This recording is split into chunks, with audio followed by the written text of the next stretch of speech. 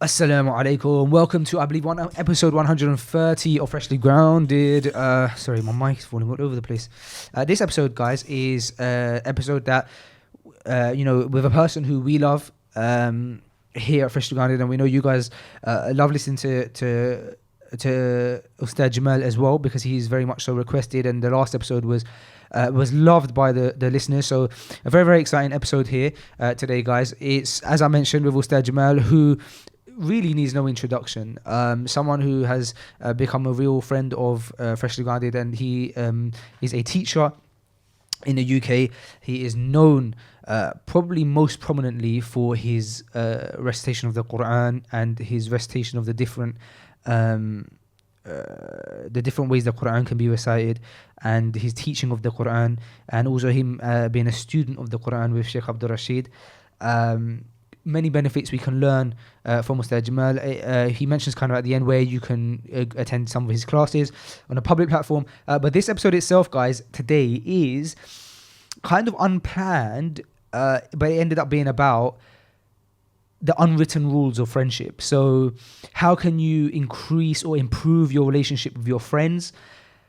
What are the kind of unwritten kind of stuff that increases love between friends, whether you're a guy and talking about your relationship with your brothers, or a girl and your relationship with your sisters.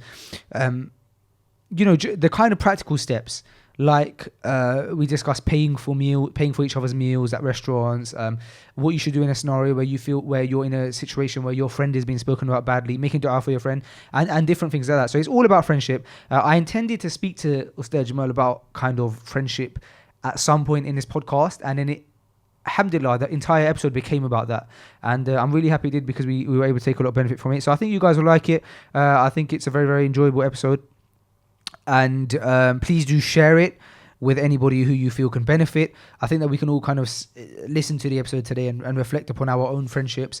And if you do benefit from Freshly Grounded, one of the best ways that we could ask for you guys to support it is to become like a premium member, which is a Patreon. So if you go to our Patreon page, which is patreon.com/Freshly Grounded, what you can do is sign up there. It's about £5 a month. It works out to around £5 a month.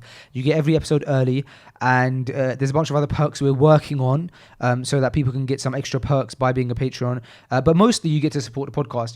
Don't belittle what your membership can do in regards to helping the podcast. One, increase our quality of the episodes, and we mentioned so many times that even if 1% or 5% of the listeners of Freshly Grounded were Patreons, it would allow Freshly Grounded to be able to really stand on its own two feet on a much larger scale. So please don't belittle that. Please don't belittle how much of a difference your membership makes. And it's very, very easy to sign up. I know that almost everyone listening to this maybe hasn't used Patreon before. It's very easy. You go to the link, patreon.com/Freshly Grounded, which will be in the bio. And it's like a 2-step process. You click become a Patreon, you choose your tier, you enter your details, and that's it. You're done. Also, I apologize for the really dirty hoodie that is on this episode this week. It's a clean hoodie that's come out of my cupboard, but I think I've somehow leaned on some kind of paint or something, and so I think you'll be able to see it throughout the whole episode. Guys, without any further ado, this is episode 130 with Ustad Jamal. Enjoy. And welcome to Freshly Grounded, the brand new podcast by best friends Faisal and Sam. Huh? Welcome to Freshly Grounded, After that bit. the brand new podcast And after that bit? by best friends Faisal and Sam. Really? Alhamdulillah. Okay, so one of the things I want to talk to you about instead is We started. Sheikh, you know what it's like? You've been on Freshly Grounded before. There's no hoo-ha. There's no fake assalamu alaikums when we've already met. We've already been together for the last hour and a half. so everything that we were discussing privately is on. No. That's I just pressed the button now. It's been going for 24 seconds. Okay. Yeah? Let's get started. Oh man, I just grabbed this hoodie out of the cupboard, but it looks like it's a bit dusty. Nah, you're right. Alhamdulillah, that one of the benefits of not having 4K cameras yet. Okay, Ustad, wait, I'm going to tell my bit. 4K cameras will get close-ups, huh? Yeah, Sheikh, you can see the the Blemishes, dimples, everything. Yeah, alhamdulillah. What if everyone? What if people are gonna see me? And I'm okay, huh? You look amazing. Allahumma barik. Okay. Allahu Akbar. Jazakallah khair. وإياك. Barakallah feek. Sheikh, the last time you were on Freshly Grounded, we discussed something, and that was the relationship between a student and a teacher. Oh. And I think it was very beneficial. Reading the feedback from the video, people found a lot of benefit in understanding that relationship a bit better. And the reason we spoke about it is because inevitably, kind of how you were introduced to the social atmosphere of social media and stuff was. And I know people never like being defined by their attributes and stuff, but naturally a lot of that following came from people kind of outlining kind of your teachers, etc. And so it was nice to naturally get that understanding of how your relationship has been with your teachers, to understand how you learn from them, and then you have a very, very clear and impressive relationship with your own students that you clearly implement from your relationships with your teachers. So it was interesting to learn that. I think a lot of people benefited from it.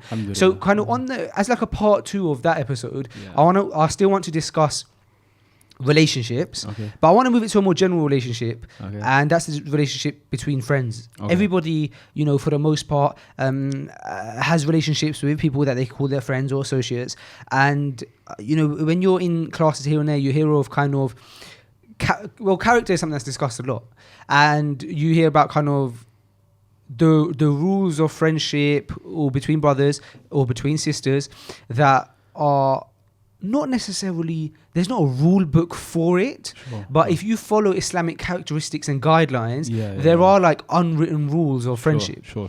So I kind of wanted to discuss that, and kind of what your take on it is, and if you can perhaps let us know some of the unwritten rules of friendship.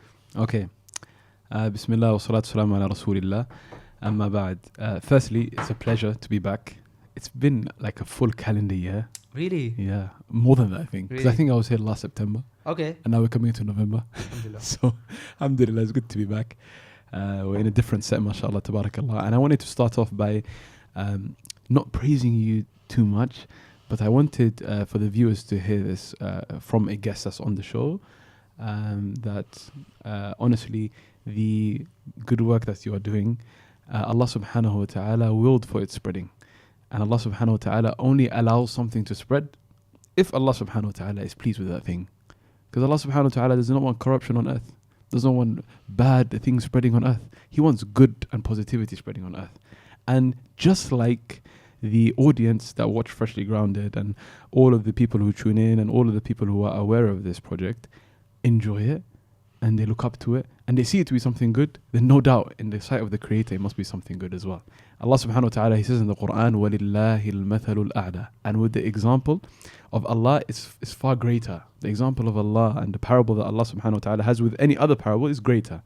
So if the people are seeing this to be somewhat something beneficial, something good, something that they enjoy, then la shak, Allah subhanahu wa ta'ala sees it as something good. So I just wanted to say, and I think I said this in the last episode too, last year, may Allah subhanahu wa ta'ala increase you in the khair that you are upon, and all those that are supporting you and that are part of the team as well.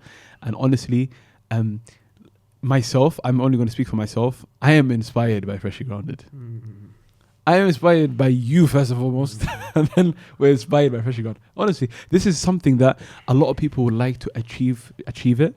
And I'm saying it for benefit. I'm not saying it just to put praise out there, but like the people who want to do things like this that are noble things, then it's not about just doing it. It's about having like a clear intention beforehand and being sincere with that, and honestly and truthfully from your heart wanting goodness to spread. If you want that, then when you start, Allah subhanahu wa ta'ala His barakah will be with you.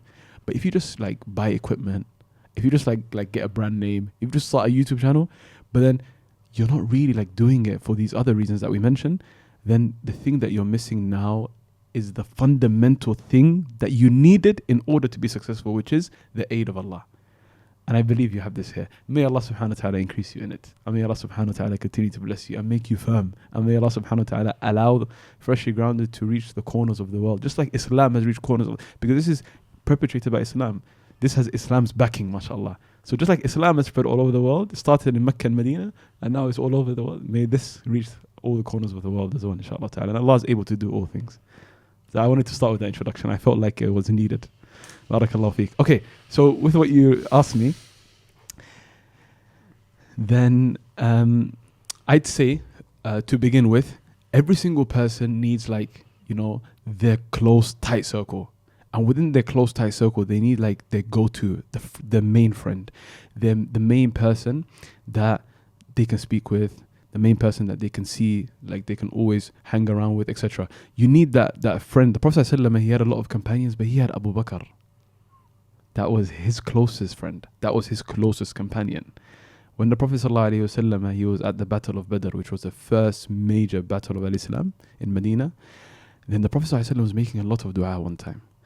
And he was making dua, Ya Allah, if the Muslims, they are destroyed in this battle, then what Muslims will be left?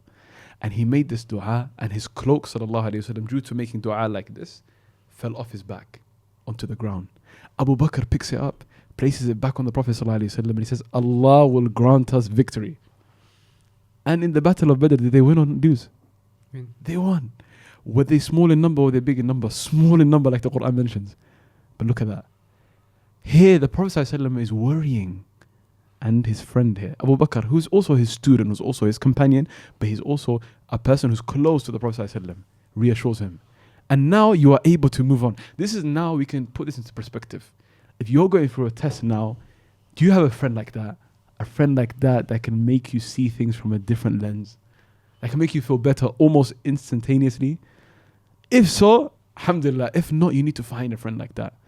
Your circle has to be super tight, and your circle has to be only those who make you feel like, you're shining all the time. Those that make you feel the best. If you don't have friends like that, the other friends are not worth having as friends, to be fair. Because what good are friends if they don't make you feel better, if they don't make you shine? It's funny, I was speaking to my wife the other day, and I said to her that Onali, I said... the infamous Onali. Yeah. I said, there's one thing about Onali and it's that, when I get angry, and sometimes I can have a short temper, but it's like a flame that goes up and goes down very quickly. Okay. But when it goes up, it's like I can be erratic almost with him, right? Yes. And Onali knows this from me because he's known me for, let's say, around 10 years. Sure. And he's lived with me, and we've traveled together, and so he knows all of me, Okay. And it's really funny because when I become like that, it's a part of my personality that I hate the most, or one of the parts that I hate the most. Yet I said to her that he's the one person that can put me in a good mood straight away from that emotion. Because as you know, anger is such a dangerous emotion, because when you feel it, you're not yourself, and you're shaking, and you don't think so, you say stuff. And so A, he puts me in a good mood straight away, and B, he handles it very well in that he doesn't add fuel to the flame. He managed to add water to it by turning it into a very comical scenario and a very funny situation. But if anybody else did that, Sheikh, I'd get even more angry. Why are you laughing at? Of course, because I have it's actual anger. You're taking the mick, you're taking the mick. Well, when only it's like. I think it's because I've lived with him, because I've known him for so long, and he has that he has the knowledge of, okay, his face will be a bit over the top here and stuff like that. And also I have such a high level of respect for him that he manages it very well. So so when you mentioned that, it made me think of him straight away, because I was having this conversation just a few short days ago, and I didn't know we were going to discuss this on the podcast. But that exact thing. So he's that guy who, for me, can just understand what I'm going through, be empathetic towards it, but then also be like, pipe down. You know what I mean? That person has to be your go-to. So you get your constructive criticism, your feedback, all of that. But at the same time, like you said, for example, if Onali did it, you take it on board. If someone else did the same thing, it may even anger you more. Exactly. It's because, you know why? You have developed a deep-rooted trust with this person. Right. That's why. Because this other person, not saying you don't trust them, but it's because you're not like that with this other person, is that you don't even know what's going on right now. So because now you're emotional and you were angry, etc., you failed to see this other person wanting good for you. But your friend, because you know him, even if you're angry in all times you see, and that's now a point of evidence that the friends are the ones that all times you'll be able to relate with them. You're angry now, you're relating with him straight away. You're connecting with him. And whatever he says is relatable. You're doing this wrong. and you see it to be something wrong. Someone else comes, you can't relate with them as much now because you're emotional. You're doing it wrong. Why are you telling me? You get upset with them further. Do you see? So it's super important.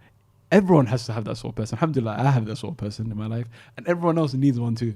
And I also wanted to say that one thing that we need to remember when choosing friends is we don't choose friends when we're emotional as well. So say, for example, we were down and then someone came to help us and they helped us well, mashallah. And because of that one incident that happened, we made them our best friend.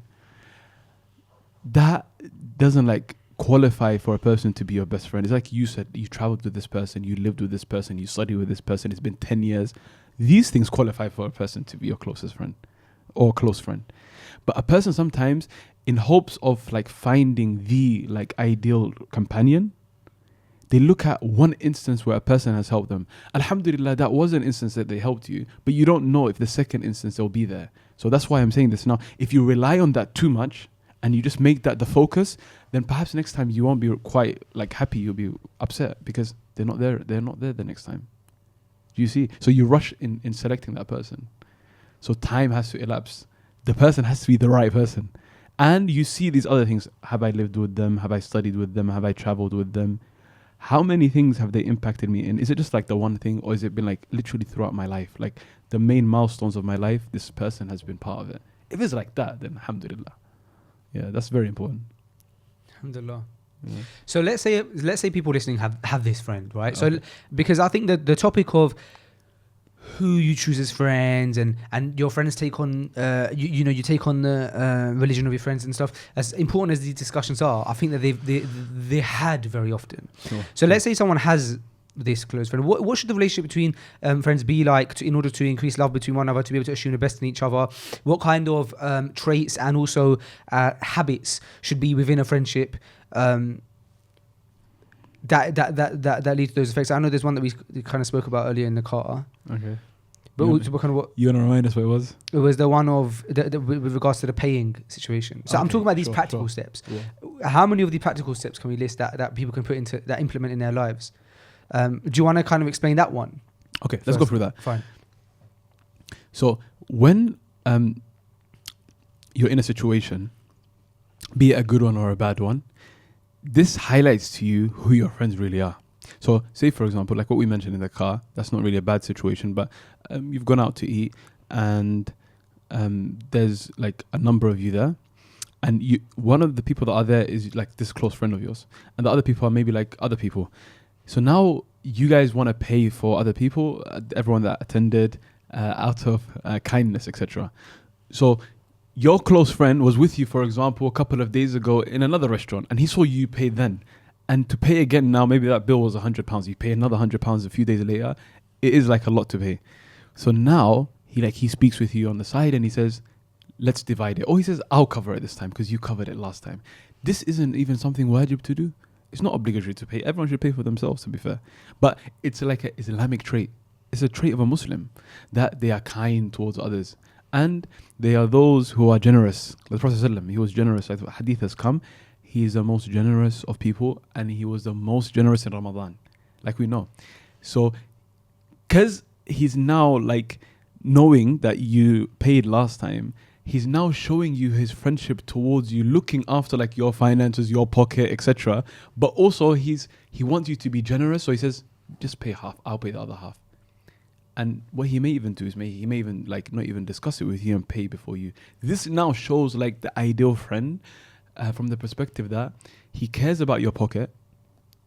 It sounds like something small, but it's a big thing, especially if you knew you paid that last time. He cares about your pocket, and he knows that you have a family, you have other expenses as well, and he also wants you to get some ajr in the process. So he says, he wanted you to pay, but we'll pay together like that. You feel better like that. Yeah, and also like the idea of like, I'm saying if there's just, because even if there's just both of you and you go out for a meal and he covered it last time, so you cover it this time. Yeah. You can imagine that it would always be like the relationship would blossom, the friendship would blossom because there's never that debate. It's like you're almost fighting each other to pay for the bill, as opposed to being like, oh, do you mind? Do you know what I Do you mean? mind covering it? Yeah, yeah, exactly. And friends don't do that. Yeah. It's like the unwritten thing of like, oh, you know what? I'm going to cover it. And then Exactly. the next time you go for dinner, just you two, you go out for food. You say, no, you got it last time. I'll do it. And then if there's that balance Yeah. where like you're both conscious of each other, there would never be a scenario where someone could be upset the other, because then you might think, oh, I'm going out with this guy and I'm always paying. Yeah. You know what I mean? Like it's exactly. a bit, and you might start thinking that. But if it's like, if you're like saying, no, I'll pay, and then there's like, no, you got it last time. I'll pay for it this time. Yeah. There's that feeling of you never having to worry about finances. Yeah. But also there's that balance there, isn't there? Yeah. The Prophet ﷺ, he says in a very interesting hadith, مثل المؤمنين في توادهم وتراحمهم وتعاطفهم مثل الجسد الواحد إذا اشتكى منه عضو تداعى له سائر الجسد بالسهر والحمى. He says, the believers in their mutual compassion, love and kindness towards one another, they're like one body. So now, like you said, this person, when like sometimes he covers, sometimes you cover it, you're not worried like to go out with them, because you don't feel like, okay, if I go, I'm going to have to pay again. And if I go out with him, I'm going to have to pay again. As much as I enjoy his company, I can't keep paying. Especially imagine the worst thing is that if they have a big appetite, how are you going to pay for them? But when you know that, this guy is actually a decent guy, tabarakallah, like sometimes he eats like a burger, I eat like a full course meal, and then he pays for like my one. Because don't you find sometimes you order like something that's £10, they order something that's £25 with the dessert and like the lot, and then he covers you. Like he didn't even need to cover all that. Do you see? So this person now, you look forward to spending time with him. As a result, your love increases. And as a further result, perhaps, this person becomes a closer companion than he was before. Like your circle, he's come into it now. I think also, like, based on experience, that having that close friend can be advantageous in scenarios. If we're just like, if we're talking about this kind of meal scenario here, which obviously is a small scenario in the grand scheme of things with regards to all the things going on in the world, but these conversations matter so much in regards to perfecting someone's character and then allowing us to then go on to the bigger things. Sure. An experience that like one thing that just came to my mind now is, having that close friend also means that you can be open with that person and be vulnerable to that person, and maybe things that might be embarrassing for you, for your honor, or your for your honor in front of a larger group of people, right? Because as a Muslim, we should have not pride but some honor, right? Yeah. Am I right in saying that? Yeah, sure. So if there's, for example, so this was an actual scenario. It was when we were going out. There was a large group of us, and I remember I pulled Only to side, or Only pulled me to side, and we kind of said, look, we want to be able to cover this meal, but it's going to be a lot because it's like 12, 15 people, for example. So shall we split it? And it's nice to be able to talk to your friend like that, because you don't want to maybe tell everyone, look, I'm going through a bit of financial trouble. Yeah. You know what I mean? But to say to your friend, look, my situation's a bit... Yeah, exactly. As we would say, my situation's a bit peak right now. Yeah. So do you mind splitting it? Like, yeah, of course. Yeah. And to be able to have that person you can confide in, because sometimes you go through tough things that people don't know of you, or people don't expect to know of you, or people have other impressions. Yeah. To have that one person, that saved me a lot of times. There was a lot of times where we were. There's been times where we were in scenarios, and you're first building your business, and everything's a struggle. Yeah. Financially. Yeah. And to just be able to have that person that you're close to, you're going out together, maybe you're going to an event or something, you've been invited to an event, and you're like, oh, bro, do you mind covering the cab? Not to say you're always leeching off a person, but to always have that thing where you're open, you've got this, like, I've got you when things are a bit hard for you, and you got me when things are a bit hard for me, to have that balance. And like you said, it's unwritten. It's not like you're saying it officially. Right. I have you here, you have me here. It's not like that. Yeah. But it's because it's known. It's known because of how close you've become. Right. Yeah. So that's one aspect that I think. So we could like kind of class that as one unwritten rule, in that, as when you have a close friend, you're conscious of their scenarios and stuff, and you try your best to help them and aid them, and likewise they do that for you, and then like that you got a perfect balance where no one thinks that the other person's taking a mick, but you're always kind of fighting to make sure that the other person is good. So another one, Sheikh, if you could kind of let us know about, let's say there's two sisters or there's two brothers who are close friends, or a group of them, and then what about protecting your friend's honor behind their back? Okay. Like if they've been harmed, like their honor has been damaged, like that. Maybe people are talking about them and they're not there. do you what do you do? Do you walk away because there's a sunnah of walking away when backbiting is being done, or do you try and defend them? How does that work? There's two parts to that. The first part is, if your friend's honor is being damaged, their honor is being spoken about in an ill way, then in that gathering, there's two ways of looking at it. In that gathering, what do you do? And do you relay that information to your friend now or not? So we'll speak about the gathering first. In that gathering, you need to ensure that they put an end to it. Whoever's speaking about this person and the audience as well, you put an end to it. You make that stop. And should we quote an example from the Quran or should we not? Of course, Sheikh. Should we? Yes. Okay. So after the Battle of Tabuk, Allah mentioned in Surah At-Tawbah, some of the companions, they came back and they started discussing like the battle amongst themselves, etc.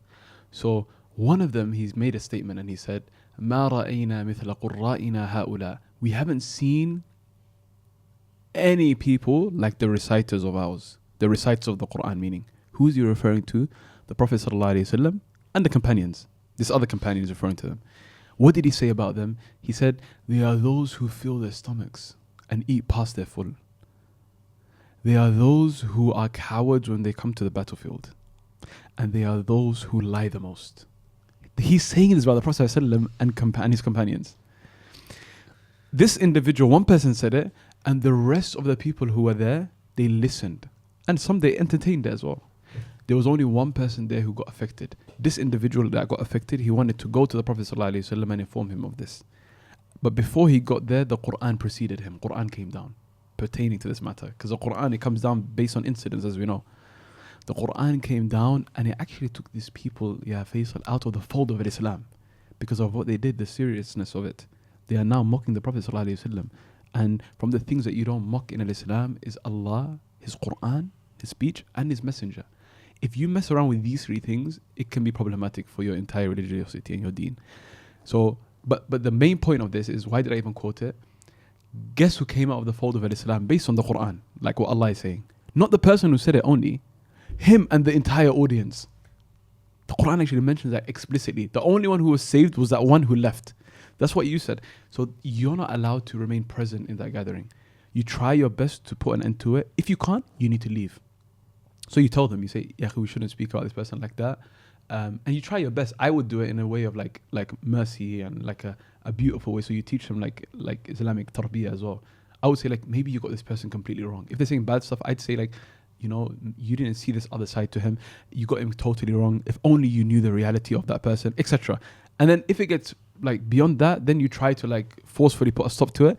If you can't do that, then you yourself need to protect your Islam and protect your like character and your honor and leave the gathering. You can't remain there. As for your friend, you're not allowed to tell them. You don't tell them that. And this is it. Like, because a person may think, okay, so if it's a true friend of mine, shouldn't they have my back? Shouldn't they inform me? But this proves that you have their back. You don't tell them anything. And if they come to you later and news reaches them and they say, you were meant to be my friend, how come you didn't tell me that happened? We're speaking about it from the Islamic perspective, right? This is part 2, like you said. Then you say, I didn't even do it for you. I did it for Allah. I did it for Allah. That's why I don't need to tell you. Alhamdulillah, you didn't know about that. Allah concealed that from you. Why should I come and now bring like sadness to your heart? Why should I like bring like, give you a heavier heart by telling you this news? Why should I like put, like you said earlier, the fire, like, ignite it further? I need to put water into this fire and like put it out. And by me telling you, I won't be doing that. Your friend now, if he trusts you, which he should, like we spoke about in the beginning, then your friendship is just going to reach brand new heights. That's it. But the other way, it's not that shows this friendship isn't even that super strong. Something happened, straight away I come to you, like, like rumors, like telltale. No, we dealt with that matter. Hopefully it won't like come back. Alhamdulillah, we sorted it out. And we did it for the sake of Allah. That's how much I love you. I did it for Allah's sake. Because our friendship is so, like, I think the world of it. And Allah subhanahu wa ta'ala brought us close. So I did it for His sake once again. Like that. That's how you deal with that. Definitely, like, what I'm saying now is like statements of scholars like Ibn Hazm. He says, don't tell your friend what happened behind his back. It's straightforward though, isn't it? It's like human logic tells you that. Unless though, there's an exception. It's good that we mentioned the exception. Unless those people who are like talking about this person, harming him behind his back, are out to damage him and destroy him. Now you need to tell him. Now it's different. For example, this person has a career. They want to damage his career. They want to like ruin it for him. Now you need to tell him now. If you don't tell him now, that's very problematic. But what I mentioned before is like, he said like, oh, you know, you're a lousy person. He said verbal things about him. What's that going to change in a person's life? Nothing much. But if you know that they're out to like harm them, like physically, etc., like properly ruin them, then you tell them. You say, you know, this person's a threat to you. He's actually out to get you. Just so they're prepped from the beginning. So it's very like, do you see how it's not like one way? If it's like a specific thing, you may inform them. If it's something else, you may not inform them. It just depends on what it is. And with that, it shows a lot of intellect as well and wisdom that you have. You're not just like relaying every piece of information to them either. And you're not keeping everything from them either. Rather, you're very wise with what you're doing. Yeah, that's how it is. That's how it is.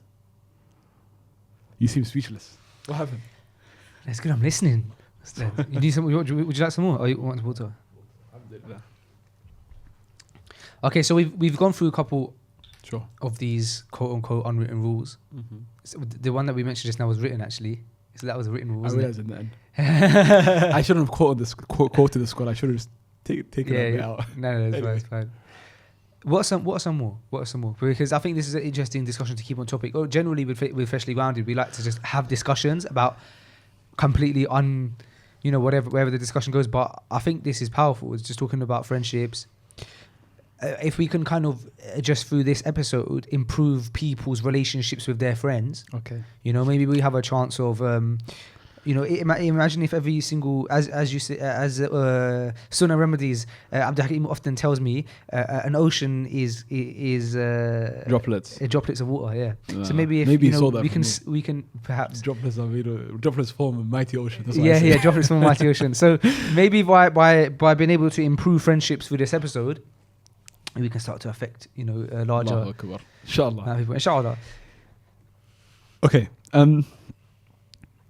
In our beautiful religion, having or upholding a very good character plays like a very big role. Certain things in Islam, they, like the Prophet ﷺ, he says, for example, marriage is half of one's faith.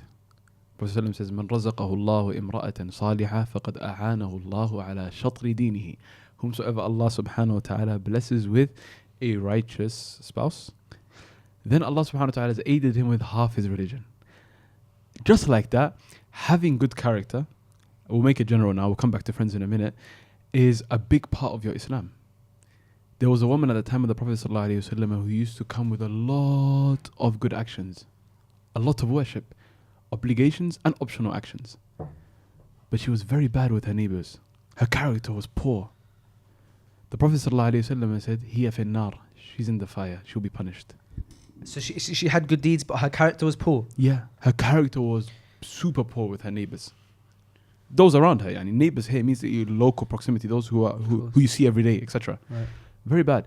But imagine this: it's not like she just performs the 5 daily prayers alone. She does like a lot of other optional things, like a lot of other prayers, etc. All of that didn't even benefit her because she went straight to the fire. And then another woman, she doesn't do a lot of optional acts. She does the obligations. You have to fulfill them anyway, but she upholds a beautiful character with her neighbors. The Prophet ﷺ said, "Hiya fil Jannah." She's in Jannah. She's in paradise. Showing you here, highlighting the importance of good character with friends and also those around you as well, your neighbors, and it starts at home. The Prophet ﷺ, he also says, "Khayrukum li ahlihi." The best of you are those who are best to their families. If you don't have a family of your own, for example, you don't have your own kids, you're not married yet, are you the ideal son and daughter right now? Are you the ideal sibling? Are you? If you are, then, and your character's like that, then the Prophet ﷺ is saying you are from the best of people. Imagine that. And honestly, these other things, if a person has bad character with their friends or with their loved ones or even like the general folk, you have a bad character with people in society, then Yawm al-Qiyamah, a person may come bankrupt. Like hadith has come, you come with all of these good deeds, with prayer and with fasting and with charity, but it's because you didn't have that good character when you were in the world. Yeah. Sorry, Faisal. It seems like I'm losing you today. You're not losing me. I'm listening. You're putting me into deep thought. So the You're in the reflective mode. one of those characteristics that we see with the teachers is that they are very attentive to hearing things that perhaps other people don't hear or would not focus on. Okay. And so, could you say that that's a great character or friendship in that? Let's say, for example, I have a friend who he's just talking in general, or I see through his actions, Sure. and he says something just passing through, Okay. but I pick up on it and then I try and aid him in that, perhaps without him knowing or with him knowing. So an example could be like, a friend of mine has a maybe I've seen on his Instagram story he's uploaded that I can't think of like his bike has broken or something. Sure. And it's such a weird scenario because it's a bit more out there. Maybe you could do it on a small scale as well, but then like, for example, you go and buy him a bike and drop it off to his house. Yeah. Obviously that scenario, that example is probably a bad example because that's not a very frequent one. Yeah. But those scenarios, so I know, for example, there's this guy who talks about financial freedom. Sure. I told you about him last year, remember? Yeah, I remember. And he was saying that the ultimate goal for him for financial freedom is to be able to help people, but in a way Sure. where it's between him and his Lord. So, for example, if he hears that there's a community or there's a family up the road who are struggling to pay their electric bill, that he pays it for them. Yeah. Without them knowing, and Yeah. that's like true Yeah. companionship, isn't it? Sure. Yeah. So there's that. Is that's and also the idea of making du'a for someone Yeah. without their presence. Yeah. These kind of things seem to show true sincerity, do they not? Because it's things that 100%. that only you and Allah know. But 100%. how amazing would that be to do that for a friend 100%. and for them to not even know? 100%. And this one I don't think is unwritten. This one is like written, as you said. Like even this the brother mentioned it on his. Was that a podcast that he mentioned it on? The financial freedom. Yeah, that's that podcast. This guy is not Muslim, so he's a Christian. He speaks about like finance with regards to kind of his morals and stuff.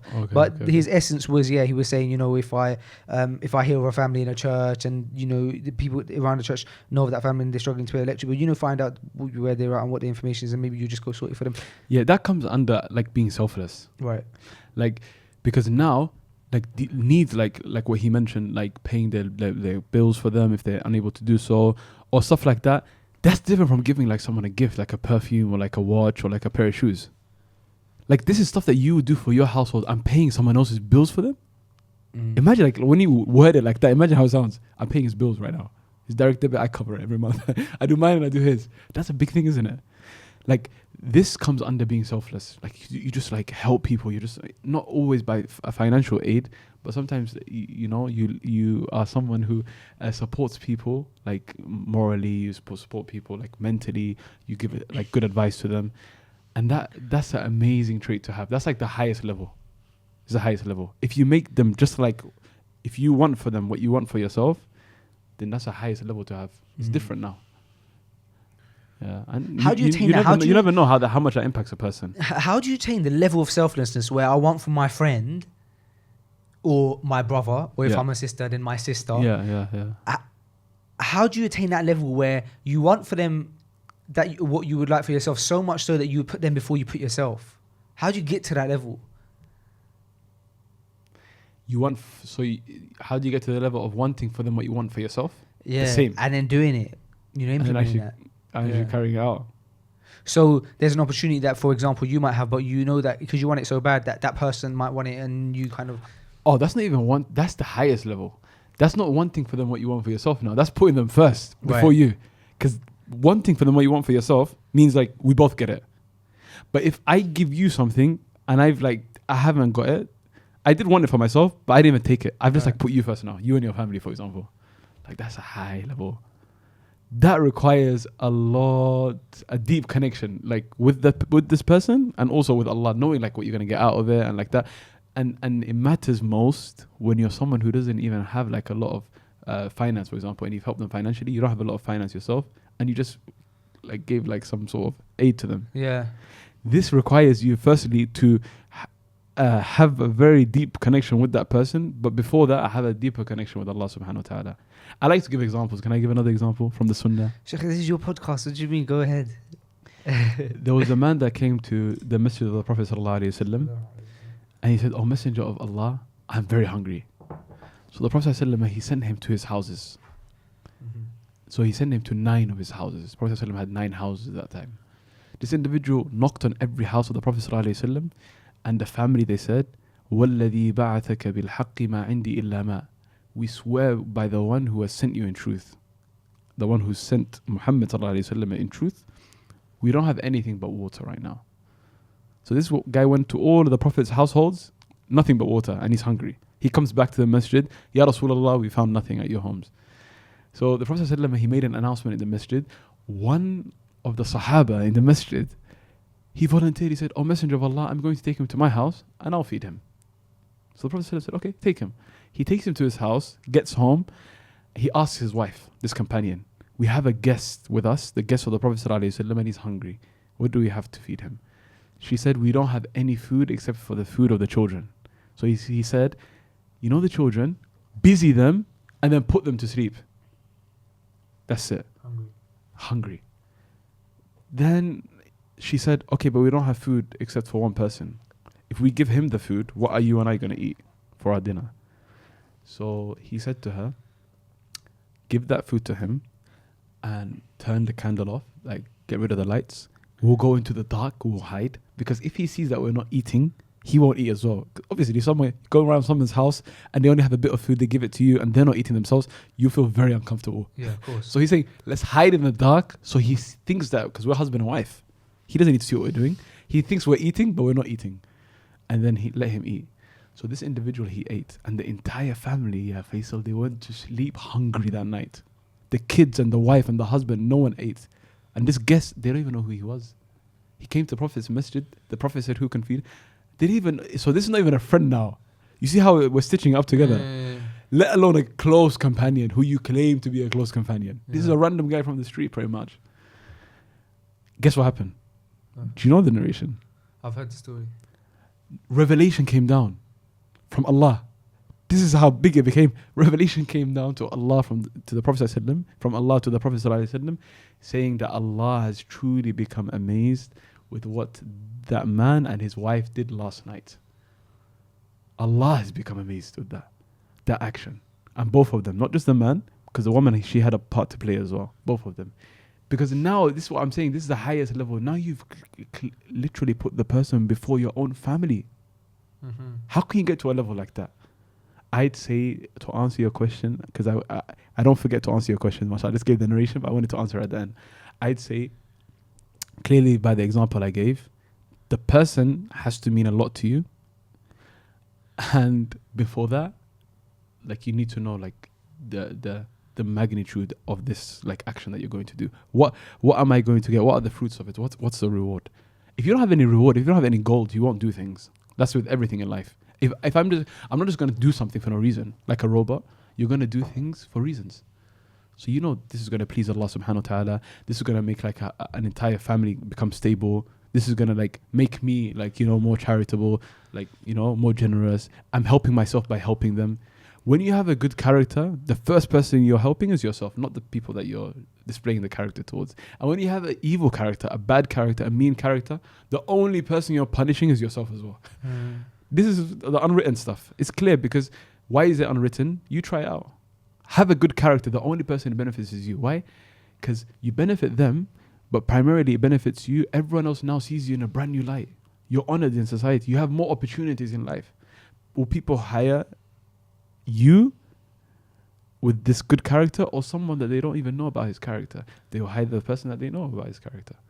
If a person wants to marry their daughter to you and there's another candidate, would they give the daughter to you with this beautiful character or the other candidate? You see? It's like that. So what if a person has been a bad friend and they want to rectify it? They've been a bad friend to somebody? Perhaps, yeah. They've yeah. Like what have they done? In what way? Generally or? Just generally, yeah. I didn't have a specific scenario in mind. Okay, with friendships, everyone makes mistakes, but you need to be like super careful with how you preserve your friendship. Sometimes you make a mistake. It's not always wise to tell your friend about it. And sometimes it's wise, like the example we gave earlier. Yeah. So, say for example, an example comes to mind now. Backbiting, for example. You backbitten that person. You don't need to tell them that. You don't go to them and say, look how silly it sounds. I was backbiting you yesterday. Would they even take you seriously after that? No. But what you do is, the way you cover that is, that same gathering, and this is unwritten as well perhaps, that same gathering that the backbiting took place at, you now praise them in it. It covers it. It sorts it out. That's it. And you seek Tawbah, right? And you seek Tawbah. That's between you and Allah. But in terms of your friend now, you do that. So even if news reaches him later, this other news will reach him that you did praise him and he did speak highly of him in that same gathering. That's what you have to do. If it's like, if you've actually harmed them though, like we said earlier, like you've actually brought like problems, directed problems towards them, that's going to affect their life now, big time, you need to just go to them and like seek their forgiveness and like inform them of that. And you just explain yourself, and you mentioned that, that was like it was a mistake on your side and so on, and you didn't mean like for it to bring them any issues and problems, and you're very sorry about it. But you only do it if it's going to direct problem towards them. If you something like less than that, then there's other ways of dealing with it. Because at the end of the day, you just want to preserve the friendship. You don't want to damage it further. Because look, now you did something bad, you go to them, some people, they can't handle that. They're going to start be thinking all sorts. Even if you explain yourself nicely and you say, it was truly an accident, it was such and such, and you make a puppy face and so on, they may not be able to trust you ever again. It's going to be playing up on their minds all the time. At the back of their heads, they say, this guy, like was he even like a true friend from the beginning? Would a true friend do what he did? That's why you're not meant to mention it. That's why I say if it's a mistake, people make mistakes. Like think twice before you tell them, because at the end of the day, it's the friendship that counts. That's what's going to continue. How amazing is the scenario that when you make dua for your brother in his absence, that the angels make dua for you. So amazing. In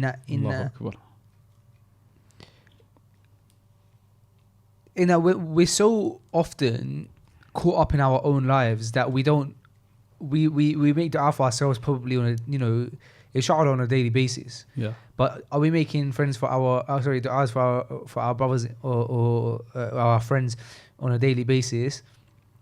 Maybe not. Yeah. But to know that perhaps if you were to do that, and to be like, by showing to Allah that you're doing an act of selflessness, that Allah will accept that dua, but also make it easier for you. Yeah. Because how amazing would it be to have the dua of the angels? You know what I mean? But as much as I say it, even though it sounds like such an easy thing, you don't often think about it, do you? You don't often think about making dua for, because everyone inevitably has their own problems in their lives. They have their own things that they want. They have things that they ask Allah. Their dua list is like too long. Right. But it's like, if you're a person who shows that selflessness in a sincere way, you could perhaps get all the things that you wanted sorted anyway, because you asked for it for someone else. Exactly. And you don't know if your dua is accepted, but you know the angel's dua is accepted.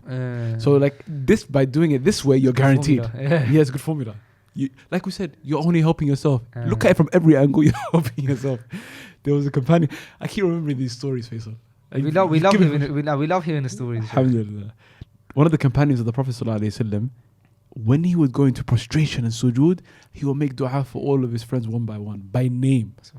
So his wife, she found out how many friends he has by number, like 70. I can't remember the narration. It was like in that sort of bracket. So he asked her, how do you know how many friends I have? I hear you all the time, she said, and I've counted. I hear the same names, like Muhammad, Ahmed, whatever the names are. Isn't that a beautiful trait to have? Amazing. And like we said, it's your own formula. Think about it like that. You have your own dua list. Make the dua for them. Your dua will be accepted. You're going to get the same thing. Yeah. That's enough of a push for you to make dua for them. Like I said, you're the one that's going to win. Islam is a beautiful religion. Everything puts you, like it works in your favor. It just helps you out. Allahu Akbar. Alhamdulillah. Alhamdulillah. It's a beautiful thing. This topic, mashallah, it's I think it's one of the best topics to speak about. Character building, self-development. This is like, I think, the main topic, and then friends, that all branches under it. But a person needs this. A person needs this. Yeah, We all study a lot. We study a lot. We study like different things. We study like Western academia. We study Islamic studies. We do Arabic, etc., Quran. But like character building, self-development, the majority of the people, they don't focus on these things. They focus on like the raw stuff. But this stuff comes first. It comes before anything else. Yeah, I love talking to you about these things, character building and just general tarbiyah, because you reflect a lot of it in your classes. You seem to, I haven't been to your circle refining class. Forgive me. Never? The one in ELM. Yeah, not even once. I shouldn't have said that, to be honest. Why did I say that? I was saying it because I wanted to add a point to it. Well, but now it just sounds really bad. Well, it's on tonight. Yeah, it's on tonight. Yeah. Are you going to come? Inshallah. Inshallah. We'll make the dua. But Sheikh, in your classes, though, what you do generally...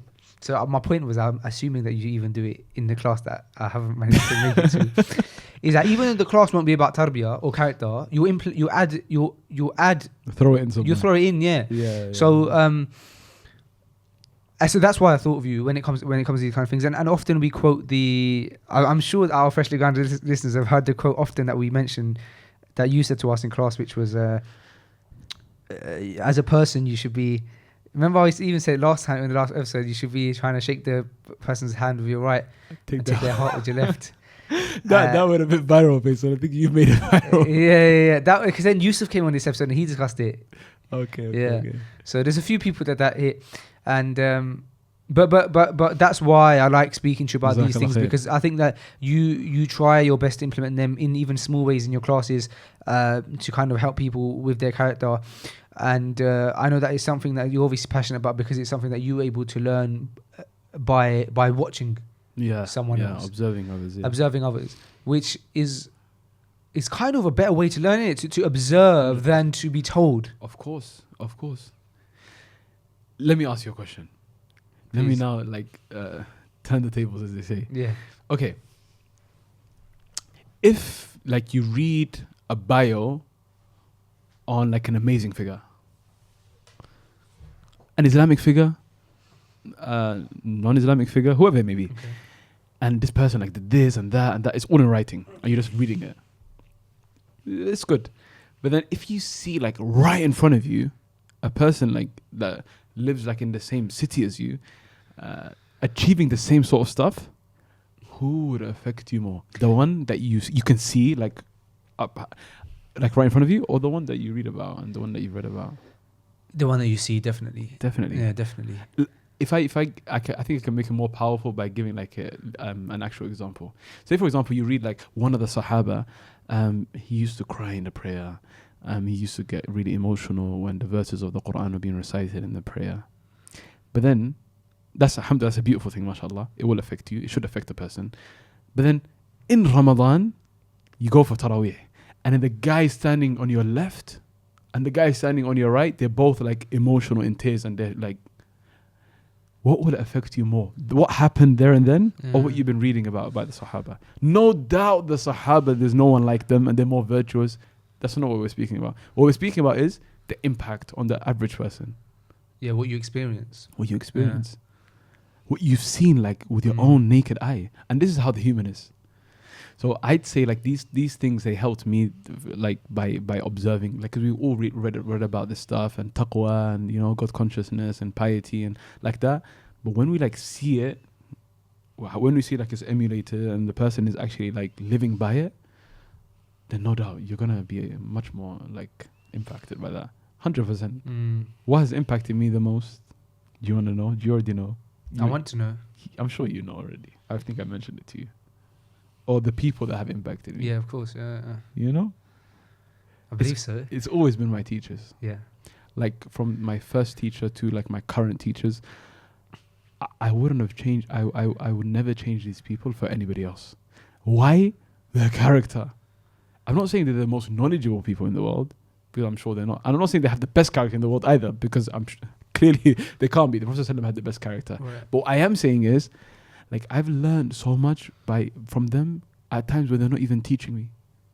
Imagine a teacher who's teaching you and he's not officially doing it, but you're still learning. Like, he's doing things and you're learning from that. By watching. By watching. And that's what has impacted me. And I believe that this is how people learn like the best when it's in this topic, when it's character building and stuff. You need to see how things work.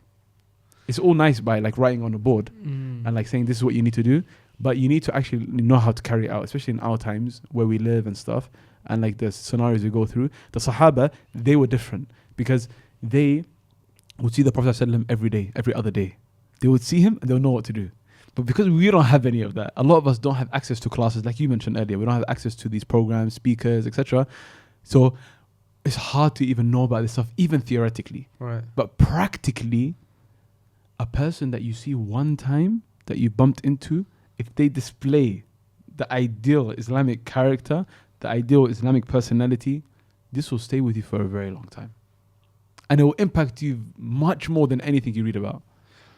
Yeah, and even on the topic of friendship that we've been discussing in this episode, even if one person feels like there's an imbalance in the friendship, in that one person's character is very good towards their friend, but the other ones might not be, could it be a scenario where if you continue to display good character, eventually that person will learn by seeing your actions? Yeah, yeah. And you remember that you're only human, Yeah. so you can't always be like score top goals with a person. Like, Right. but you only try your hardest, and that also shows you're sincere. Mm. You can't always do things perfectly, but what matters is your friend sees that you're trying. Sometimes, so for example, like last night, last night I was actually out with 1, 2, 3 brothers after a class we had. They invited me, but they came to my area, which is where we had the class. So I said, okay, if you come to this area, then you're not allowed to pay. I just said that. I said, you're in my area, I need to pay. SubhanAllah, when we got to the till, I wanted to pay on Apple Pay. I never had my card with me. My phone ran out of battery. So now I can't pay. SubhanAllah. But just using myself as an example, because it happened yesterday, I made it very clear that they shouldn't even like think about paying, right? But qadr of Allah, I can't pay now. I'm stuck. I can't bring money out of thin air. So at least a person now they see, okay, we weren't going to pay, this person was actually really serious and he wanted to like do that for us. So it just means that sometimes you can't carry it out. You always try though. You always try. And because of your intention, you get rewarded, right? You still get rewarded. That's a beautiful thing as well. Yeah. What I just also thought of another perhaps unwritten rule of friendship, of maybe setting up scenarios where you don't make the person feel awkward. Yeah. Right? Is anything that you can kind of talk to us about that? The scenario. The reason I thought of that scenario is because I'm using myself as an example, not to say that I'm a good friend, but I realised a mistake that I had made maybe, and then I changed it. And so what happened is, I think one of the first times Onali came over to, Onali's been discussed so much in this episode, people are gonna start messaging him. And so he came over to my flat once, and it was when we had like first moved in or something, and I mentioned he walked in with his shoes in the living room, right? Which normally in my mum's house has never been an issue, because I think some people are like, some people are you can keep your shoes on, some people are take your shoes off at the door kind of thing. So I remember I was like, he walked in his living room and I said something like, because I'm very comfortable with him. I wouldn't say about people, because I'm very comfortable. I was like, you just chuck your shoes off, man, because of something. The shoe thing doesn't irritate me at all, but I just thought maybe it might irritate my family in the house or stuff like that. Okay. Even though we've never had that discussion, right? Okay. Anyway, I thought to myself later, and he probably just he just chucked his shoes off. He's like, oh yeah, sorry, blah, blah, blah. But then I thought to myself later, I thought, A, it's such a small issue that A, it probably wouldn't have done anything anyway. B, I don't even know why I said it. And B, even if it was a scenario where we came in from outside where it was muddy or rainy, and a friend did walk into my house, and he walked all over my house with those shoes. Yeah. It's all it is a situation of when they go, you clean it, and it takes you 30 seconds. But what you've done, you've saved that person by making them feel guilty. Yeah, exactly. Because then, you know, some people enjoy the feeling of having power or authority over someone, Yeah. so they want to make them feel guilty or lower down something, just to show I am maybe the powerful one in this scenario. Yeah. And so I realized, I was like, wow, what would I feel like if someone said to me, I would feel guilty, I feel bad, I feel, oh no, I'm so sorry. Terrible, yeah. And that's a horrible feeling to feel. Of course. But imagine you feel like, oh, this person lets me do what I want, how I want. You know, when you welcome someone to your house and you say, this is your house, like, mi casa, su casa. Yeah. There's one thing saying it, but there's one thing actually making someone feel like, this is your house. Of Do course. whatever you want. My house is your house. Of course. And that's the feeling I want people to feel when they, for example, come to my Yeah, house or yeah, when they're yeah. around me. I want them to Yeah, feel yeah. like this is yours. You know, you Beautiful need way to go to and feel. right. Yeah. So I understood that even though that's my closest friend, alhamdulillah, Allah allowed me to go through that experience with him, who doesn't care you know, Yeah. about thing. But I learned that, you know what? Don't do that to others, yeah. It's no problem. It's no problem. Walk in my house with shoes, do what you want, grab yourself, whatever. Because I'd rather do the mop when you go than make you feel like I have been upset by your actions or something like that, especially when it's something so minor. Yeah. So my question is, you know, how are ways where we can maybe think about people and not make them feel awkward, maybe put ourselves in a scenario where at least they don't feel bad? Is it something that's recommended? You know, considering this whole episode now has become about the unwritten rule of friendship. I'm actually going to name this episode, your name, the unwritten rules of friendship. Wow. I think this is a beautiful episode. The last one was very good, but I prefer this one a lot more. I don't know why. Maybe the last one was the first one for me. Right. Maybe it's that, and maybe it's just like this one's quite smooth, mashallah. This It's time round. it's the most structured podcast we've ever had, I think. Like, it's Yeah. only been on one topic the whole time. Yeah, because the other one as well was kind of like disjointed. Like, But I like that. here, I like it the was distract. nice, I just like having a chat. Yeah, That's what freshly grounded is to me. Yeah, But I like do. this. No, this is I think good. it's. This is good. I didn't know that I might talk to you about kind of friendship. Yeah. But I imagined that we would have ended up speaking about all Yeah. sorts. Yeah. How long have we been on air now? We've been on there for 1 hour, pretty much on the dot. Like just like 2 minutes short of an hour. So Tabarakallah. yeah. Okay. I know you have your class and stuff, so we'll wrap it up very shortly. No, we've got time. Inshallah. Alhamdulillah, we've got loads of time. Okay, 2 ways. The first way is whatever you feel like saying to this person, or like however you think you should be treating them after they made that mistake. Like, put yourself in their shoes, like you said. Literally, when you're about to say those words, like, like, you know, look what you just did, and whatever you say, or if you want to like look at them in a specific way, or whatever, raise your voice at them. Like, imagine yourself like someone raising your voice at you. Imagine someone saying like harsh words to you. You've come round their house, and this is the hospitality they're showing you. Yeah, subhanAllah. Like that. I think that's the best way to put it. Would you even go back? And we're linking this back to the ideal friend. What kind of ideal friend is that? Yeah. Is that even an ideal friend? You would imagine that they would teach you in another way. They would inform you in a different way. Like a few months ago, I was at university with some brothers, and I delivered a khutbah there. And then I was talking to a specific brother, and then another brother intervened and like entered into the conversation, like unofficially, and it wasn't his fault because he thought he heard us say something that he wanted to comment on. So the brother who I'm actually speaking to like responds back to him, and he misunderstood too. So they both misunderstood each other. Fine. So like I just came like in the middle, and I kind of like answered each one's thing without making them feel awkward, because right now one person entered into the conversation like wrongly, another one is like responded wrongly, and like if you don't do anything there, they're just gonna like feel like super embarrassed later. So I answered his question, which no one was talking about. He said, imagine talking about a topic and he speaks about something else. But I just answered it anyway. I think he said something like, yeah, there's gonna be a second Jum'ah khutbah today. But we just finished khutbah. No one was talking about a second khutbah. So I said, oh really? You guys do khutbahs here? Oh, that's interesting. So you have a lot of students. And that's it. He's satisfied now. I've done him. Yeah, at least you haven't made him feel awkward by Exactly. Right, wow, yeah. And then the other guy, who I was speaking to, I just said, yeah, should we go now? I just said something like that. I just changed the whole thing. Like, relating to what you said now, what I would do if someone like came around to my house and they were a close friend of mine and they came in with their shoes, and for example, like we don't do that in our house, and the house is gonna get messy, or like my wife's upset with that, or my mom's upset, we'll get upset with that. I would okay. Firstly, I would try my best to sort of like tell them without telling them, meaning like unconventionally.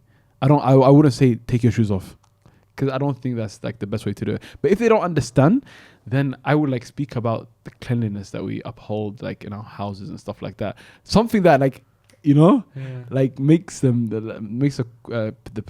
penny drop. But at the same time, I haven't said anything like rude to him or etc. etc. That's how it should be done. When you do things officially, Faisal, even if it's like a close person to you, you can hurt their feelings big time.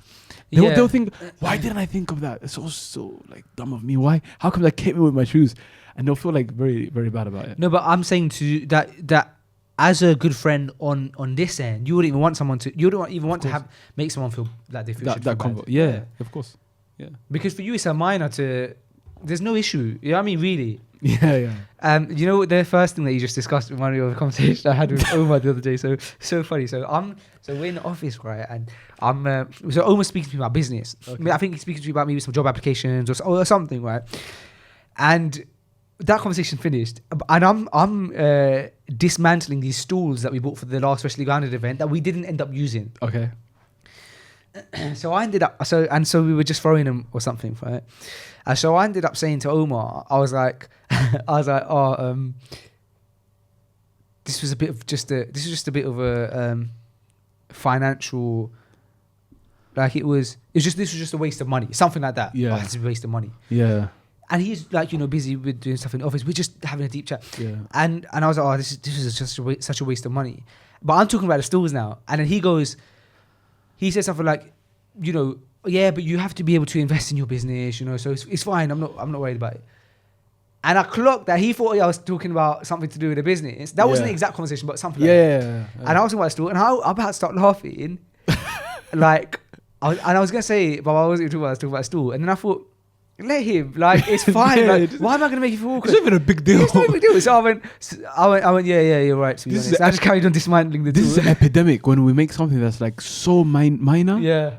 Like it's a big deal. Yeah. Like we make it like, oh, hoo-ha. Oh, I wasn't talking about that. I was talking about this. You haven't changed the world. You haven't changed nothing. It's the minor. You haven't even benefited your business now. Yeah. It's not like you brought some money in by saying that.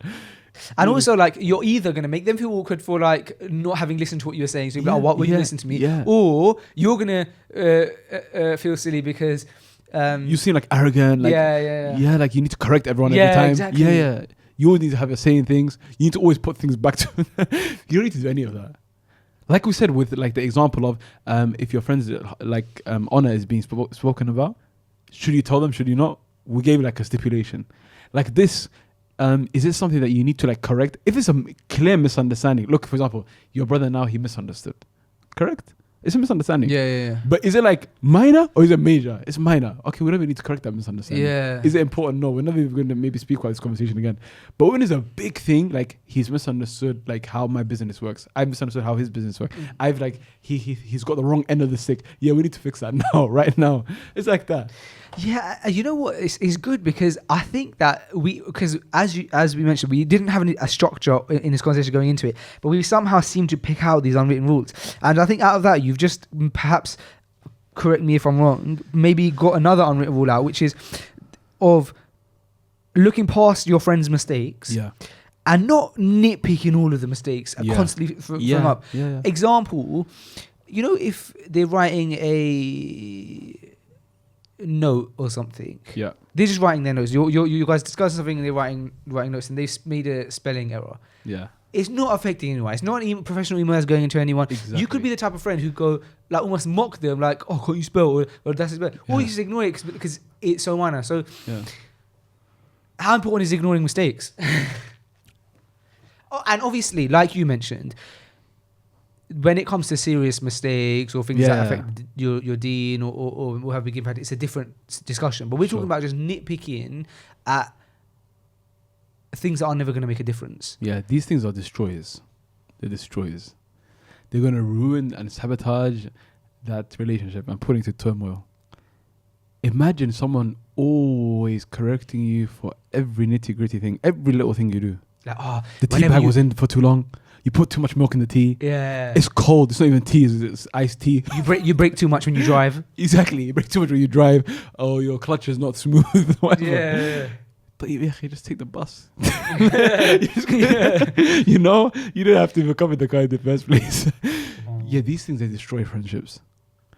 I think everything that we spoke about today, mashallah, maybe you can go back, maybe you could put it in the title too, like stipulation. Just stipulate it. This, am I doing it for his good? Okay, this mistake that I'm Or going am to I correct. doing it to feel like I have more knowledge in him? or I'm powerful? Exactly. Like I'm like on this like pedestal. I'm like this like hype, like, you know, authority that needs to correct everybody. You don't even need to correct people. Sometimes correcting people is the wrong thing to do. Believe it or not. It sounds. Imagine how that sounds. Correcting people is the wrong thing to do sometimes. Why? Because you're not going to bring good from it. It brings harm from it. And the harm you brought now was greater than the mistake they came with. So imagine now intentionally bringing harm from an accidental mistake. SubhanAllah, I didn't even like plan to word it like that. It actually affected me. You brought like you intentionally brought harm from an accidental mistake. It was an accident of his, and then you corrected it. Now you brought greater harm. Now he looks at you like in a like totally like no way. You don't want to be around people like that. No, You think if I do anything like no, I never want to. Oh, I just don't want to drive this person because I know that he's going to say something about my driving. There's always something he's going to mention. There's something bad he's going to mention. Imagine being that person. Yeah. Subhanallah. No, that's like a lowly character to have. Oh, what, you got the iPhone 5? Have you seen the iPhone 11? It's got 3 lenses. It's got 3, right? Yeah, 3 cameras, something, isn't it? 3 cameras. Do you have it? No, I don't have it. I don't. I think the iPhones have gone to a point now where, you know, before it would be like a bit. Maybe also because I was younger. So it affected me more. But you'd be a bit embarrassed if like the new iPhone came out and you didn't have it because, and obviously this is just like the world we live in now. But because they would look very different as well. Yeah. So if you have the iPhone 5 or you have the iPhone 7, well, one of them has the button and the other one doesn't. Or for example, Sure. I don't know if that's true in those in the case of those. But you see with this one, you can't tell if this is an iPhone 11, 10, 9 or 8. Sure, exactly. Do you know what I mean? Exactly. It's got case on it, Yeah. and you can't tell because they're all the same. So, and it works perfectly fine as the same software. So I think my opinion on them has changed. I actually bought this the iPhone 10X, the XS came out. Yeah. Right? A year after this one came out. So this one was a year old. Yeah. This is X? This is called I think iPhone X. X, yeah. Yeah, and so what happened is I bought this when they launched the new iPhone because I knew that this price would drop by about 100 and something pound because that's what they always do, and they were going to take it off market. So you get it for a good price, and I don't need the very, very newest one. Whereas before, I would never even consider buying the new one's just been launched, and I'm buying last year's. The last one, yeah. That makes no sense. No, because like, oh no, you got. But this is alhamdulillah. I don't even until. Inshallah, may Allah put barakah in this phone and allow it to that's live X, on. right? No intention. Yeah, and this is XS. It's the same. It looks the same. You can't even tell the difference. Yeah, my wife has the one that you have. Yeah, it's exactly the same. What a crazy expense nowadays, Sheikh. £1,000. I want to get the new iPad Pro. Oh, for your notes. Yeah, it's very. Have you seen good. Hassan use that? Hassan's got it. I've seen other brothers. Have you attempted Hassan's one? I haven't attempted Hassan's one yet. I haven't the Hassan's one, but I've attempted that model. Fine. It's amazing. For writing Arabic and stuff. For writing Arabic, even writing English, just writing generally. Okay. It's like you're writing in a book, but you're writing in like in an iPad. Yeah, it's amazing. It's amazing. iPad Pro, how much is that?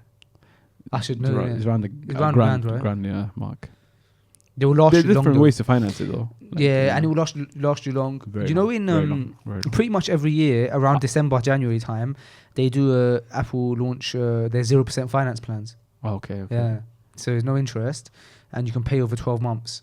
Okay, I'm gonna consider that. Inshallah. Yeah, they do that every like December. Obviously, for obvious reasons, they want to get as many people on those things. So, and Currys do that every now and again as well. Okay. 0% finance. So yeah, there's options. But about 4 or 5 years will take. If you want, depending, I guess, how you. I think they have limits. I think ideally for them it's a 12-month thing. Oh, okay, it's quite a bit to pay then. Not really. £100. £100 a month. It's under £100. I suppose with something like the iPad Pro, you get a lot of benefit out of it. You're able to have your notes, you're able to write them very quickly, you're able to have them stored online, you're saving paper, you're actually losing paper, storage. There's loads of reasons why it'd be, but especially for someone like yourself as a teacher. Yeah, and everything. Like, for example, my books, they don't call it iBooks, they call it just books. All the books I have here electronically, I can have them on my iPad. So, because now what I do is, like, if I have classes, I don't have an iPad, so I use my phone. That's not really, like, convenient. Because when you're delivering a lesson, ideally you want to have, like an iPad there. So, like, you can access everything in one place. You update it from here, it's your iCloud, like, on your iPad. It's updated as well. Inshallah, you'll get an iPad Pro soon, Sheikh. Bi'idhnillah. Especially with the benefit that it will bring for you, for your students, inshallah. Yeah, no, I've seen those things. Very good. The Apple Pencil, right? That's what you're talking about. Yeah. The Apple Pencil. Do you know what it is, Sheikh? The iPad Pro you have to buy, but then you have to buy the Apple Pencil separate. I was told yesterday. And it's like £100, I think, for the pencil. I didn't know, 100 something pounds. Yeah, but that's why you want it. You want it for the pencil, yeah. It's worth it. Especially nowadays. You know what I tried buying for Badr? I tried buying the... it was rubbish, yeah. It was this notebook I got from Amazon, and it was called like a... It's like a digital notebook. Okay. So you write like normal, but the pen is a specific type of pen. I think the paper is a specific type of paper. Okay. And then you can scan your notes and it goes to your Dropbox or whatever, or your iCloud. Okay. So I got it thinking, if I write my notes for Badr on that, then what I can do is go paperless kind of. And you can I think you can rub out that whole pad so you can use it again and again and again. Yeah. My intention was that I sometimes write notes for my classes and then I don't know where the notes are. Whereas what I can do is I can have like a Dropbox folder. I can write my notes, scan my notes instantly straight after class, like literally before the teacher, as soon as you're dismissed, just take a quick picture, scan it in. Yeah. And then what I can do is I can date them and have like ta'bir, nahu, muhadtha, for example, folders. Yeah. Nicely and neatly, Yeah, exactly. You don't want to carry around all these papers and books and files and folders. I remember when we used to be at school, the lever arch, right? It's called lever arch folders. Yeah, lever arch folders. Yeah. They were a thing them times. I used to take them to school, and our teachers that used to teach us used to have them, and the students used to have them. It was a thing that was going on. Yeah. Now we passed that. It's like the MP3 players. Back in the day, they were big thing. Yeah. Or the CD players. Floppy disks, CD players, all of this stuff. So you have to live in the times. Yeah, so I got that for Badr, but it wasn't good. Yeah.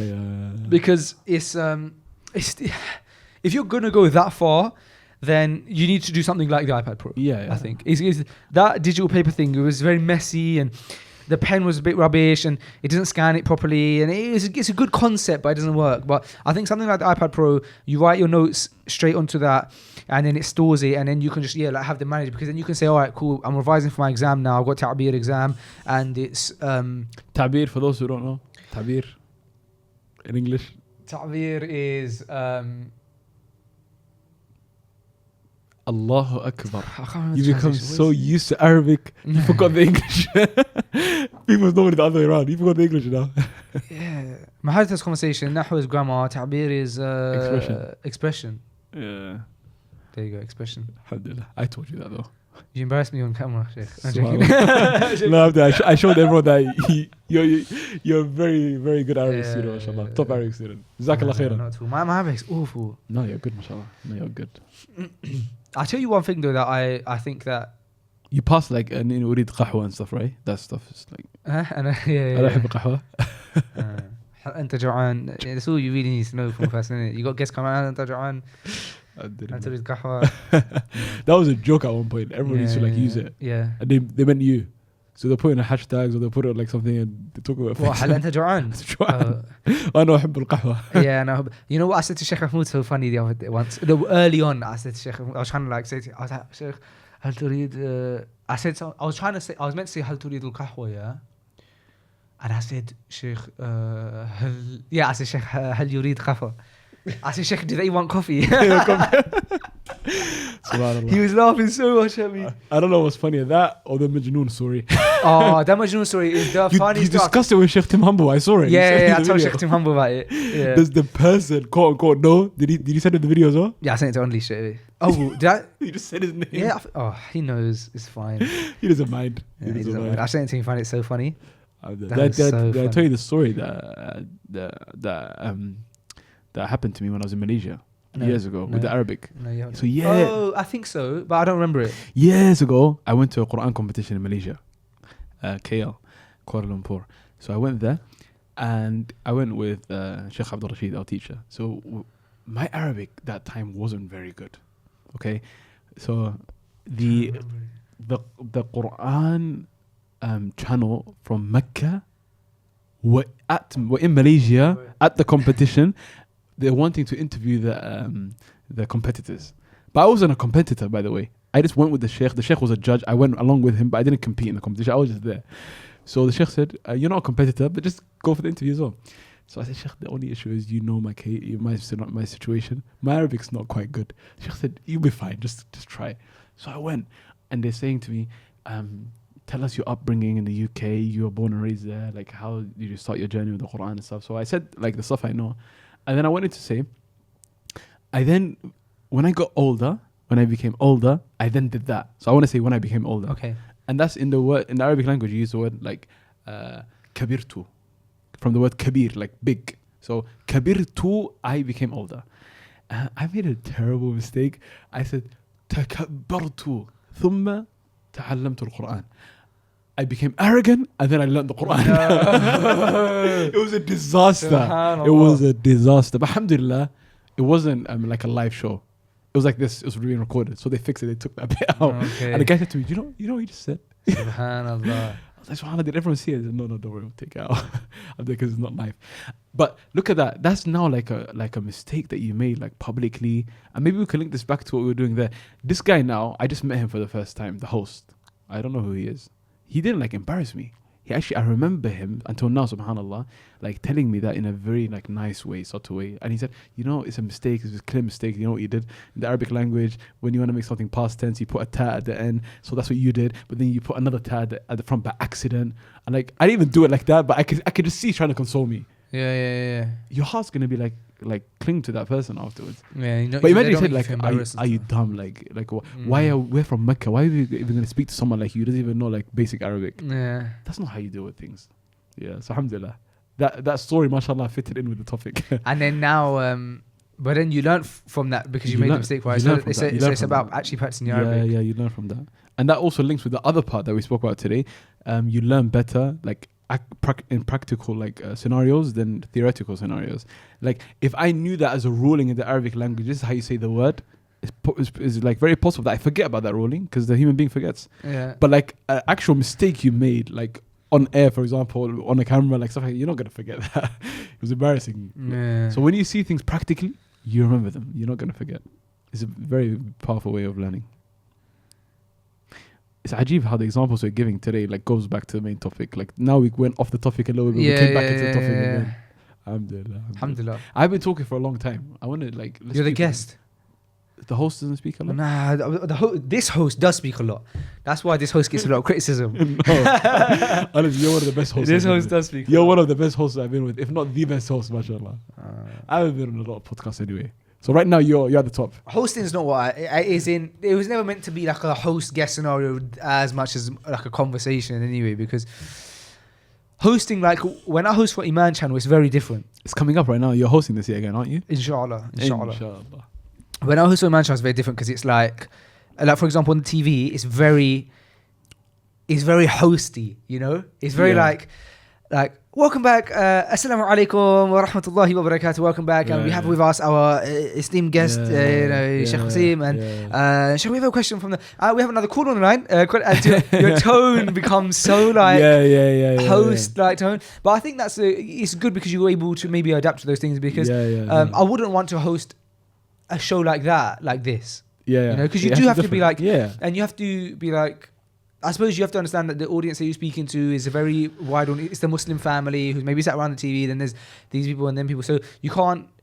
With Freshly Grounded, our Freshly Grounded audience is a tribe, like our tribe. So in the sense that everyone kind of is involved with it. But with the Iman channel, you're on TV. You don't know whose household you're in. So you do have to be a bit like. We have another call online. Assalamu alaikum, caller. Yeah. Oh, okay, great. Yeah. It's not acting, but you have to host. As a host. And also because you're working for someone, the producers are very clear on how they want you to portray. I remember one of my teachers was saying that depending on where you're at, you need to behave differently. So you may be doing the same thing, but because you're in a different place, you do it differently. But it's the same thing in essence. So I remember he gave an example where he said, if you teach children, you don't like teach those children the same way you teach your children. But you're still teaching children. It's still children. So he was saying, for example, like when your children come to you at home and they want to tell you about something amazing, like we did this at school today, you know what I just achieved, look, I got this grade, etc. You need to act like a child during those moments to make them feel like very happy, to put like insert happiness in their hearts. If you just say, well done, like that, even that had a bit of a tone to it, but it's not good enough.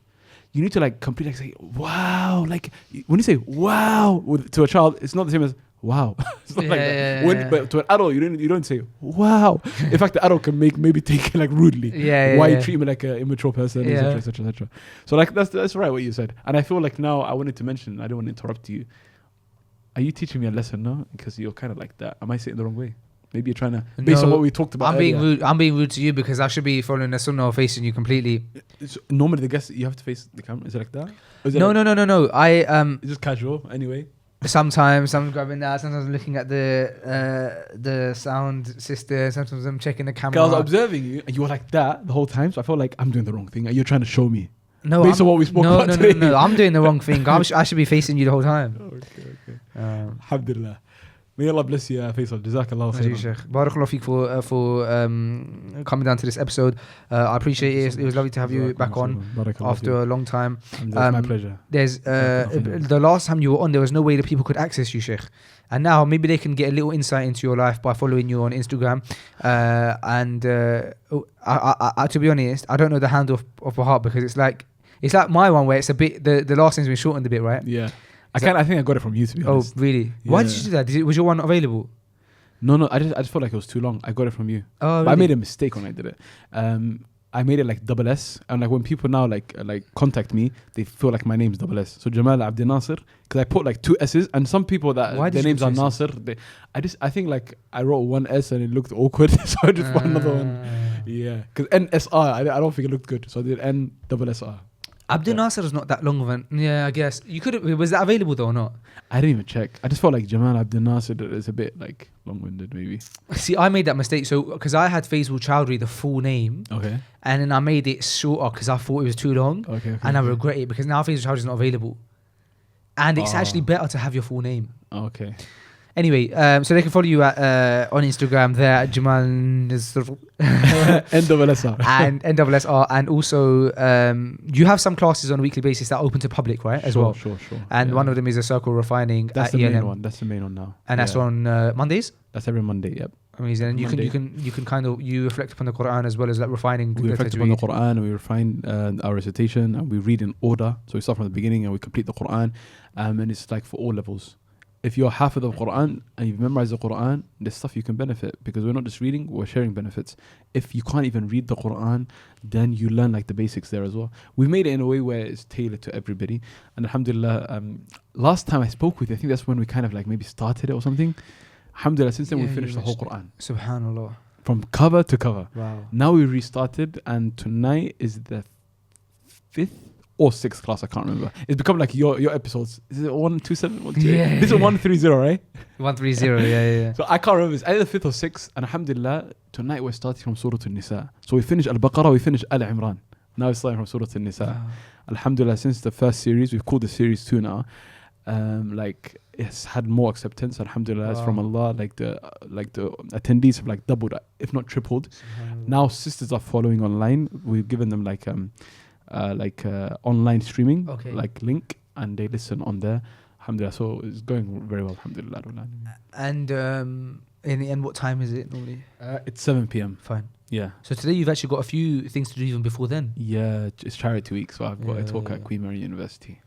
Yeah, they're right next to the masjid anyway. Okay, fine. Alhamdulillah, they're in Whitechapel too. Perfect. Alhamdulillah. Yeah, so that's the main class. That's the main public class. Well, Jazakallah khair again, Sheikh, for joining us. Thanks so much, and inshallah, the door is always open for you. Alhamdulillah. And so is the second door, because now we have 2 doors here. Yes, as I can see. Since the wall has been put in. Next time I come, I might be at the 3rd set. No. I think we're here for me. Yeah, no. I think this is going to be our long-term set now, alhamdulillah. So am I coming back in 2020? Because I was here 2018. It's 2019 now. I think inevitably, because 2020 is only one month away or something, or 2 months ago. So inshallah, you'll be back in 2020, but inshallah sooner than October. We need to break that pattern of making over a 13-month wait. Inshallah. Yeah, inshallah. Jazakallah khair, Sheikh. Thank you so much. Barakallah feekum. Barakallah. May Allah bless you. Assalamu alaikum. Take care. Alaikum salam.